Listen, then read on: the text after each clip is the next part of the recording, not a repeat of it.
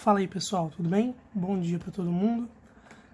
Para nossa aulinha de hoje, a gente tem um conteúdo bem tranquilo, tá? É um conteúdo que é bastante importante, principalmente porque a gente vai ficar bom tempo do nosso ano estudando muitas coisas que tem a ver com a aula de hoje, mas para hoje mesmo as coisas são bem tranquilas. A gente hoje vai estudar os chamados gases ideais. O que são gases ideais, gente? Os gases são, acho que vocês saibam, exemplos de gases, né? Por exemplo, água é um gás? Dependendo, pode ser, né? Se você ferve água e depois sai o vapor da água, aquilo ali é água no estado gasoso. O que a gente respira é um gás. O ar atmosférico é um gás. Mas não é só oxigênio. Tem também gás carbônico, tem monóxido de carbono, tem nitrogênio, enfim, tem várias coisas no ar. Tem água no ar nesse exato momento. Então, a gente tem vários gases aí como exemplos do nosso dia a dia. Só que todos os gases que eu citei são gases chamados de gases reais. E a gente, felizmente, não os estuda no ensino médio. Nem em turma militar é comum a gente estudar isso, tá? Mas os gases ideais, sim, são bastante relevantes para a gente. Porque, basicamente, a gente estuda os gases ideais, porque se a gente fosse estudar os gases reais, a gente teria que se preocupar com muitas variáveis que são muito difíceis. Como, por exemplo, se você pensar, você acha que o nitrogênio e o oxigênio e o gás carbônico e a água, todos eles juntos no ar atmosférico, eles não estão interagindo entre si? Eles estão sim, tá? Eles estão interagindo entre si porque existe um negócio chamado ligações intermoleculares. Vocês ainda vão aprender isso em química, tá? Mas vamos nos ater aqui apenas ao fato de que quando a gente estuda gases ideais, a gente não se preocupa com ligações químicas, não se preocupa com o tamanho das moléculas, não se preocupa com nada.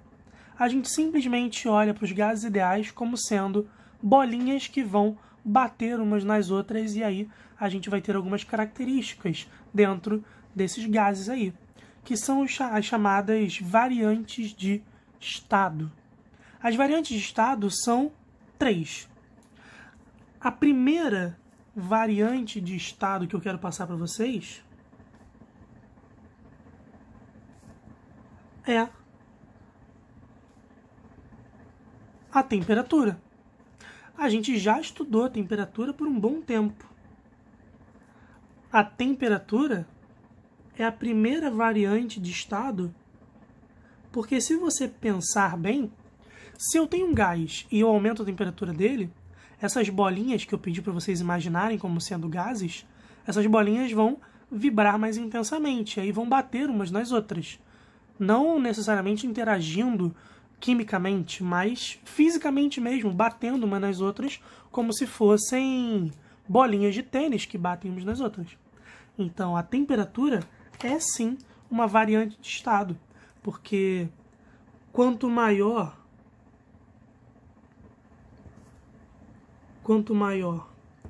a temperatura,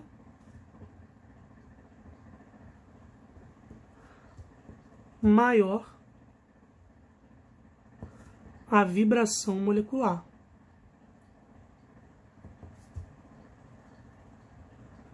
Então, basicamente, isso daqui é a definição de temperatura de maneira mais simplificada e também com um olhar mais voltado para gases. Porque quanto maior a temperatura, maior a vibração molecular. Então, elas vibram mais e aí tendem a bater mais umas nas outras.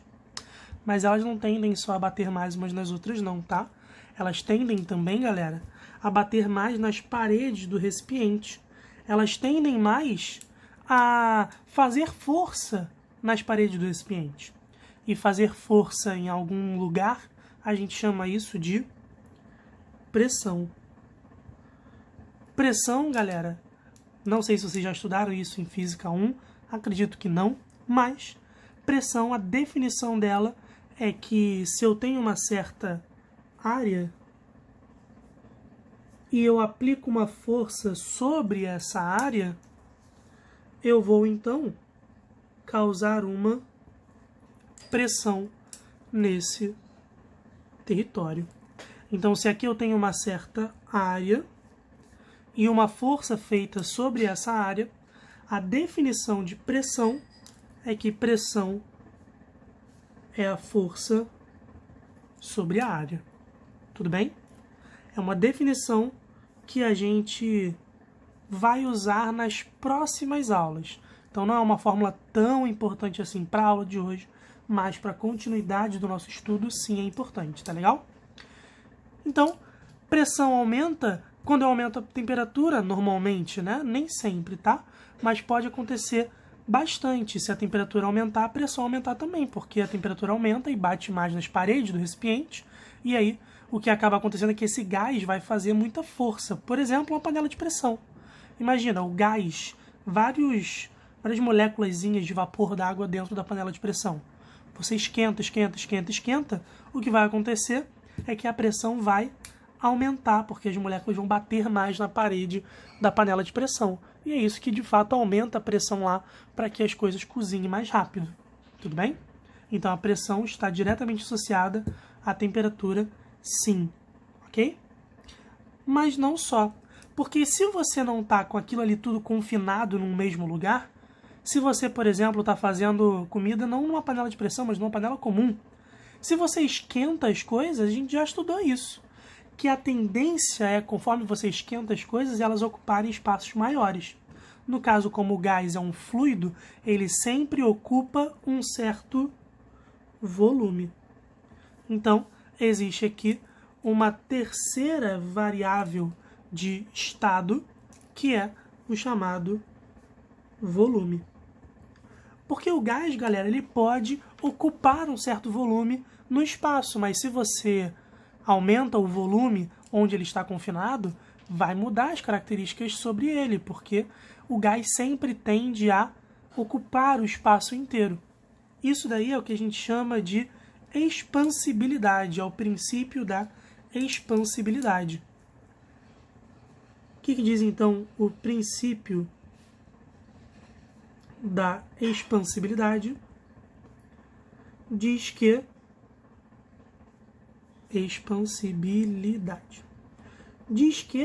um gás sempre vai se expandir a ponto de ocupar todo o volume do recipiente. Tudo bem? Então, por exemplo, se você passa perfume na sala e a sua sala é conectada à sua cozinha, pode ser que o seu pai que está na cozinha sinta o cheiro desse perfume, porque o gás ele vai se expandir.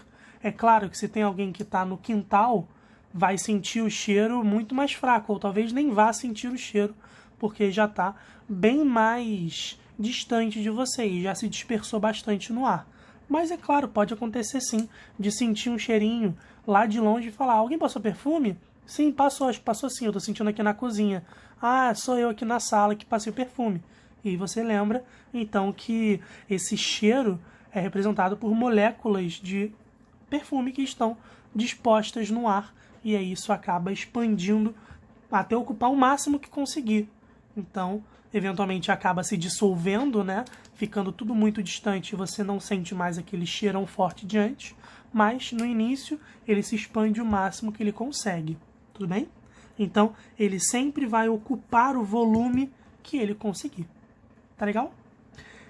Então, para nós hoje, o que eu quero é apenas conectar essas três variantes de estado. Conectar principalmente dentro de uma lei que foi estudada por um cientista genial que é chamado de Clapeyron. E Clapeyron fez a sua chamada equação de Clapeyron. E o que Clapeyron disse, galera? Ele disse que se você aumenta a temperatura, você vai acabar aumentando a pressão que existe ali. Então, pressão e temperatura são diretamente proporcionais, de acordo com a análise de Clapeyron. Se a temperatura aumenta, a pressão eventualmente acaba aumentando também. Mas se você parar para pensar, se a temperatura aumenta, muito provavelmente esse gás vai acabar se agitando mais e ocupando um volume maior. Então a temperatura e o volume também são grandezas diretamente proporcionais. O que faz com que a gente pare para pensar que se eu tenho uma pressão muito grande sendo feita por um certo gás, é porque eu confinei esse gás em um espaço menor. Imagina, tem 20 moléculas nesse espacinho.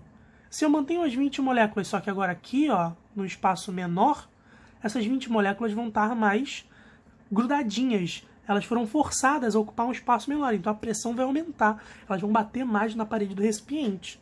Então eu forcei essas moléculas a ficarem grudadas. Então, quando eu diminuo o volume, naturalmente acaba tendo a consequência da pressão aumentar. Tá legal? Então, temos aqui algumas relações. Agora, além disso, a gente tem